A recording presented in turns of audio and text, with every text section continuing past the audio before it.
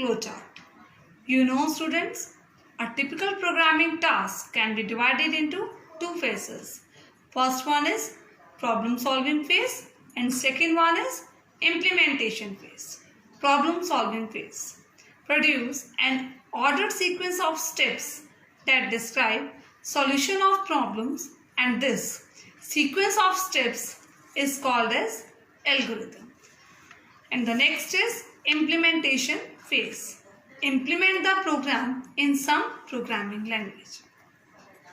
Now the next one is there are some major steps to solve problems. First, produce a general algorithm called pseudocode. It is an artificial and informal language that helps programmers to develop algorithms. It is very similar to everyday English. Now, here I am giving one simple example of algorithm. Now, we want to write an algorithm to make a tea. Step 1. Firstly, take a pan, add some water into it. Step 2. Then add sugar and tea. Step 3. Add some milk into it. Step 4. Boil it and it is ready to serve.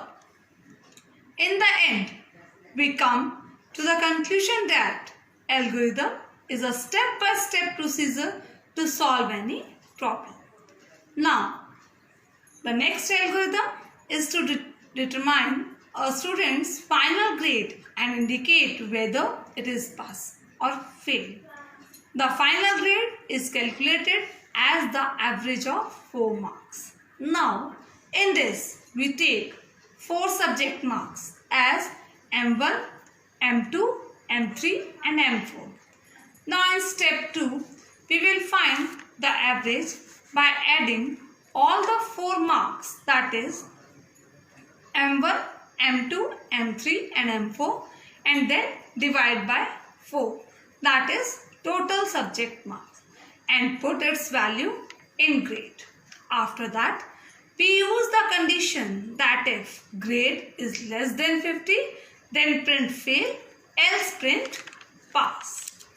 Now the next one is flowchart. A flowchart is a graphical representation of an algorithm. A flowchart shows the logic of an algorithm. It emphasizes individual steps and their interconnections.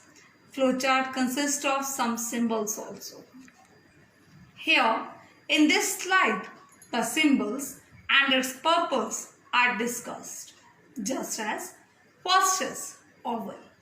It is used for the beginning or end of the program. It is also known as start and stop box. Next one is flow lines. It denotes the direction of logic flow. The next one is parallelogram. It is an input-output box. Next is rectangle. It is an process box. Next one is diamond. It is used to take decisions. Now, in the earlier example, we have discussed the algorithm to determine final grade and indicate whether it is pass or fail. Now, we will discuss its flowchart. Firstly, we use start box, and after that, we use input box to enter the marks, that is M1, M2, M3 and M4. Next is the process box. We calculate its average. After that, we take decision. That is, if grade is less than 50, then print fail. If the grade is greater than 50, then print pass. And at the last, we use the stop box. Now, the next algorithm is write an algorithm and flowchart to convert the length in feet to centimeter. Now, in this, first, we input the length in feet and then calculate the length in centimeter by multiply the length of feet with 30. After that, we print the length in centimeters. Next one is decision structure. The expression A is greater than B is a logical expression. It describes a condition we want to test. Next one is if then else statements. In this, the syntax of if then else is if condition, then statement 1, else statement 2, and if. That means if your condition is true, then statement 1 is executed, and if your condition is false, then the else part, that is statement 2, is executed.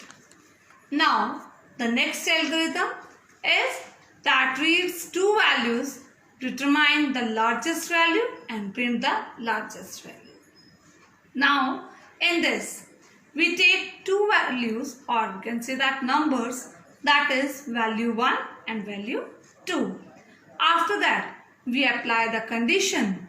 If value 1 is greater than value 2, then maximum is value 1, else maximum is value 2. Then print the largest is maximum. In this, we compare both the values and check that if value 1 is greater, then print maximum equals to value 1. If value 2 is greater, then maximum equals to value